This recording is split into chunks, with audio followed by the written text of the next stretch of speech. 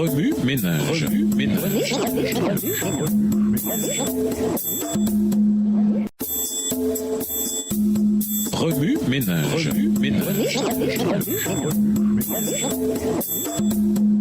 Bienvenue dans votre émission Remue ménage. Nous voilà à la leçon 1.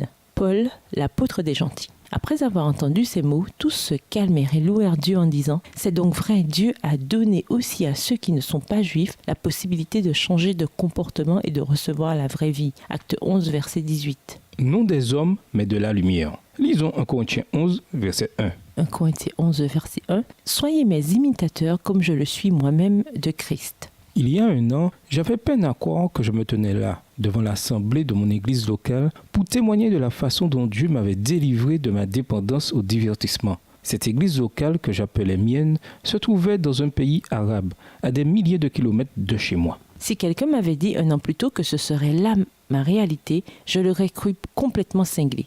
Comment était-il possible qu'une jeune femme chrétienne prometteuse avec un emploi stable, entourée de nombreux amis et impliquée dans de nombreuses activités d'église, mais ne pouvant passer 24 heures sans regarder un film, quitte tout pour aller servir un peuple inconnu d'elle pour lui annoncer un message qu'elle avait découvert et qui brûlait au-dedans d'elle? Là, derrière la chair, la vie de Paul me revint à l'esprit. Je comprenais un peu ce qu'il avait vécu. Je me sentais tellement différente de celle que j'étais une année plus tôt. Pas tant en raison de ce dénouement dans ma vie que du fait que Jésus était devenu tout pour moi.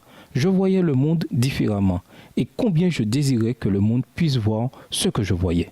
Que faites-vous quand Dieu stoppe votre élan, vous demande de sortir et de prendre la direction opposée? Regardez-vous la lumière du monde?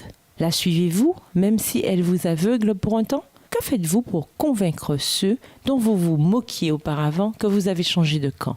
Paul avait des raisons personnelles et sociales de persécuter les chrétiens. Après tout, son monde tout entier le soutenait. Mais après que la lumière se fut mise en travers de sa route, il perdit la vue pour obtenir la sagesse céleste. Il renonça à son monde afin de gagner Christ. Il risqua même de perdre l'Église afin de pouvoir défendre la vérité. Bien entendu, mon expérience n'est pas aussi extraordinaire que celle de Paul. Vous éprouvez sans doute ce sentiment vous aussi.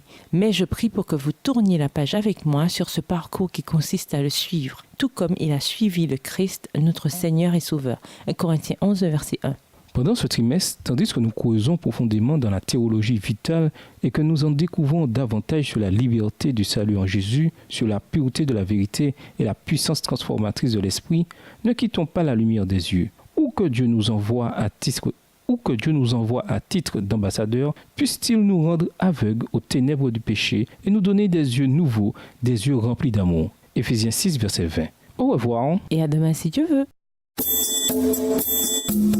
Remue ménage. Remue ménage.